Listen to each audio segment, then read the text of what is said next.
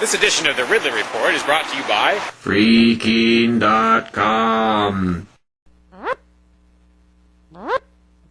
I was sitting here with Kurt from Michigan, a free stater who's come up here for Porcupine Fest and has brought with him a very interesting idea, although I think you should probably articulate it better than I. But you were talking a little bit about the whole concept of property rights and how you feel that maybe you would like to be one of the early, property owners to just stop doing what the government tells you on your own property. Disengage, absolutely. If your property is indeed your property, then you should be able to do with it as you see fit, provided you don't infringe upon somebody else's property or harm their property or person in the wild.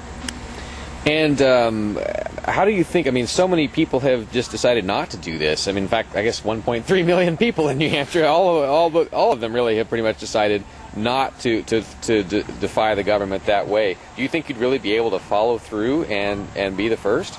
Well, obviously you have to worry about property confiscation because, if they've got the guns, they can keep you from what is legitimately yours. They do that with taxes every day. But I feel that, in Michigan, I would be alone doing it. So therefore, it's a lot easier to topple one person. And if you have free staters backing you up, people who are willing to come out and even stand on your property just to have them watch and videotape and to document what it is that's happening to you, that might in many cases be powerful enough to dissuade any type of action towards you. And of course, I should point out I'm not being entirely fair when I say that all New Hampshire residents have given in. There was, for instance, Lauren Canario in Winchester, New Hampshire, who pretty much just started building a barn without any kind of permission from the authorities. To some extent, they've cooperated with the authorities, but to some extent, the authorities backed off. So it has been done to some extent. And of course, we're not talking about using any type of violence, even defensive violence, against the government, I assume. But we're talking about, using the weapon of publicity, I take it. Absolutely. I mean, if they truly wanted to come and take me away, I wouldn't fight. Of course, I wouldn't help either. Unlike Lauren Canario, I'm not small. I'm 6'4" and 220 pounds. So if they want to carry me away, they can. But I'm not walking. And get it all on video, hopefully. I hope so. It's really my only defense at that point, wouldn't it be? Yeah. But it's interesting because I've run into other folks that are kind of bouncing the same kind of idea around. But do you think of moving to any particular part of the state, or? I've yet to really look around and ascertain what it is I'd like, and where. And do you have any kind of timeline for moving up? I guess the timeline runs in direct parallel to convincing my wife. Yeah. With a lot of married guys, that's the case, Men seem to be a little more, I don't want to say they're more liberty-oriented, but in most cases, the liberty movement is staffed by men. There are some women there who understand, but it seems as though I don't want to say it's put on the shoulders of men, but we are the ones who decide to pick up the ball and run with it. What's something that you would think? I mean, what is it about the government that inspires you to take this kind of a chance with property that you might own?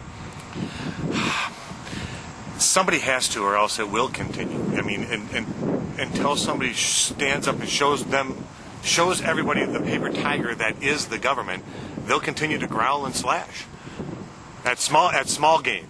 But big game is a whole different story. The big game, of having 30 or 40 or 50 people standing around might just be a little too much for them to bite off.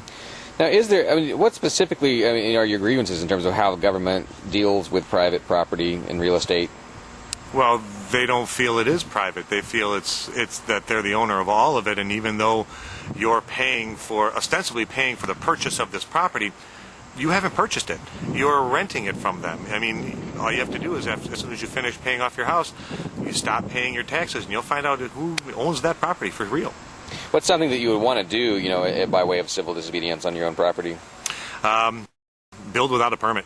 Absolutely, I would do everything without their permission because I don't feel that I need their permission. It's my property. All right, when the day comes, you'll get support.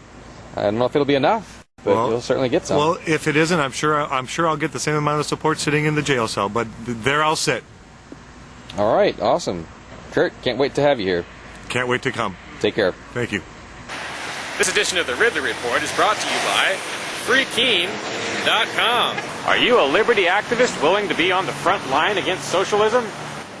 freekeen.com would like you to consider moving here to Keene.